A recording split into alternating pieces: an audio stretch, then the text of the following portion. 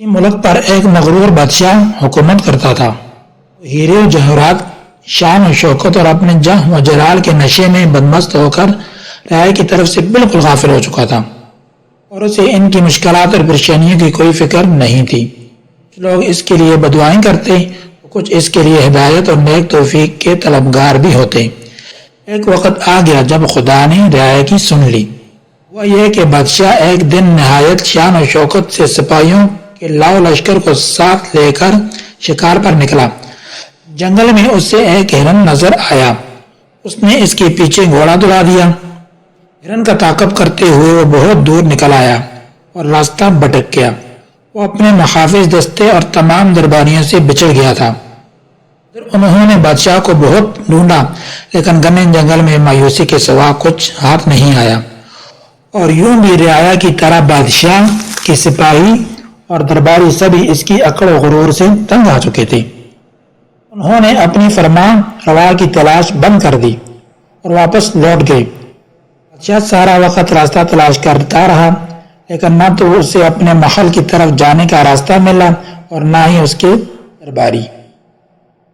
دوڑ دھوپ میں اسے پیاس لگنے لگی مگر کہیں بھی پانی نہیں ملا۔ میلوں چلنے کے بعد اسے بہت دور ایک جھونپڑی نظر آئی۔ وہ خوشی سے پاگل ہو گیا۔ اس نے سرپٹ گھوڑا دوڑایا اور جھونپڑی تک جا پہنچا۔ وہاں ایک بزرگ بیٹے عبادت میں مشغول تھے اور ایک طرف کونے میں پانی کا گھڑا رکھا تھا۔ بادشاہ نے بڑی بےتابی اور خشک زبان کو بمشکل حرکت دے کر بزرگ سے پوچھا، پانی مل جائے گا ایک گلاس؟ ہاں مل جائے گا مگر ایک شرط پر۔ بزرگ کی پرجلال آواز جھونپڑی میں سنائی دی، مجھے ہر شرط منظور ہے، میں اس سلطنت کا حکمراں ہوں، اب پانی پلا دو۔ بادشاہ نے بےتابی سے کہا مگر اس موقع پر بھی اس نے اپنی عمارت کا احساس دلانا ضروری سمجھا تھا۔ پہلے شرط سن لو، پانی کے گلاس کے بدلے میں تمہاری پوری سلطنت لوں گا۔ بزرگ نے درستی سی کہا، پوری سلطنت ایک گلاس پانی کے بدلے؟ بادشاہ نے حیرت سے پوچھا۔ بزرگ نے کرخت لہجے میں کہا، ہاں منظور ہے، ٹھیک ہے، ورنہ یہاں سے چلے جاؤ اور مجھے عبادت کرنے دو۔ پیاس کی شدت سے بادشاہ کو اپنا دم نکلتا محسوس ہو رہا تھا۔